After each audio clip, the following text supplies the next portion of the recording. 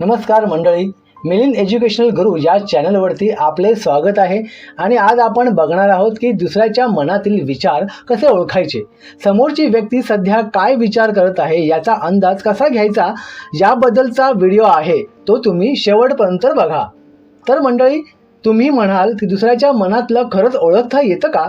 तर मंडळी, याचं उत्तर हो आहे। या क्षेत्रात अनेक दिग्गज होऊन गेलेले आहेत। अनेक जण फेस रीडिंगवरून सुद्धा दुसऱ्याच्या मनातले विचार सांगू शकतात। तर कसं पाहिलं तर खूप सोपं आहे असं म्हणता येईल। त्यासाठी तुमची निरीक्षण शक्ती दांडगी असायला हवी आणि तुम्हाला शिकण्याची इच्छा पाहिजे।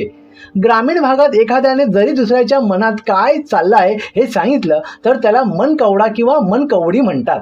दुसऱ्याच्या मनात काय चालू आहे हे ओळखण्याच्या फार साध्या आणि सोप्या अशा ट्रिक्स आहेत, ते तुम्हाला सांगतो।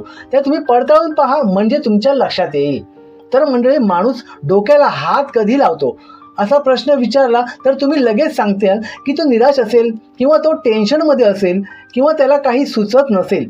अशाच प्रकारे आपल्याला समोरच्याच्या मनात नेमकी काय चाललेलं आहे ते कळतं आणि ओळखता येतं।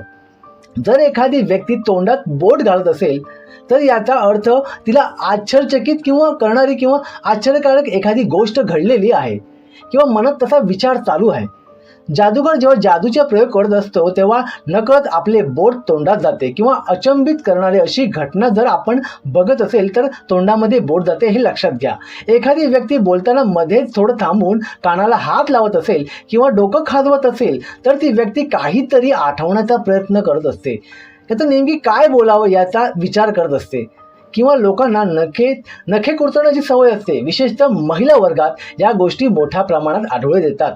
एखाद्या गोष्टीचे मनात शल्य बोचत असेल किंवा एखाद्याबद्दल मनात राग असेल आणि त्याबद्दल तुम्ही विचार करत असाल त्यावेळेला दाताने नख कुरतडण्याची क्रिया आपोआप घडते। एवढेच काय तर एखादी व्यक्ती भाषण करताना किंवा बोलताना वारंवार आपल्या नाकाला हात लावत असेल तर त्याचा सरळ अर्थ असा होतो की ती व्यक्ती खोटं बोलते।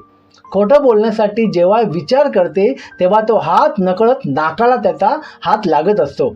अनेक पुढारी जेव्हा भाषण करतात तेव्हा ते नाकाला हात लावताना दिसून येतील। तुम्हाला जर अशी कोणी व्यक्ती बोलताना सतत नाकाला हात लावताना दिसली तर याचा अनुभव घ्या।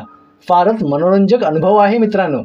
जनरली माणूस बोलताना किंवा विचार करताना त्याला हव्या त्या गोष्टी जेव्हा आठवत नाहीत तेव्हा तो मिशीवरून हात फिरवणे किंवा एकटक बघणे किंवा पाय हलवणे अशा गोष्टी करत असतो। माणसाचा चेहरा कधी खोटं बोलत नाही असं म्हणतात। चेहऱ्यावरून खूप गोष्टी माणसाला समजतात। ज्यांचा चांगला अभ्यास आहे किंवा निरीक्षण शक्ती ही दांडगी आहे, चांगली आहे, तर त्यांना पटकन कळतं की समोरच्याच्या मनात काय चाललं आहे ते। तुम्ही जुने किंवा काही बुजुर्ग मंडळी, म्हातारी मंडळी, एवढंच काय तर आपल्या आजूबाजूला अशी अनेक माणसं आहेत की त्यांना बरोबर समजतं की समोरची व्यक्ती आपल्याकडे कशासाठी आलेली आहे। महिला वर्गाला तर याचा फारच अनुभव असतो। शेजारची महिला आपल्याकडे कशासाठी आलेली आहे आणि आज ती काय मागणार आहे हे त्याआधीच ती आपल्याला सांगते। तर मंडळी, फेस रीडिंग, माइंड रीडिंग हे एक शास्त्र आहे आणि ते शिकता येते। त्यामुळे आपल्या इतरही अनेक गोष्टींचा जो अंदाज असतो आपल्याला तो मिळतो आणि त्याचा आपल्या जीवनात उपयोगही सुद्धा आपण करून घेता येतो। तर अशा प्रकारचे काही अनुभव आले असेल तुम्हाला तर कमेंट बॉक्समध्ये तुम्ही कळवा आणि व्हिडिओ आवडला असेल तर व्हिडिओला एक लाईक करा आणि चॅनलवरती नवीन असाल तर चॅनलला सबस्क्राईब करून टाका। धन्यवाद।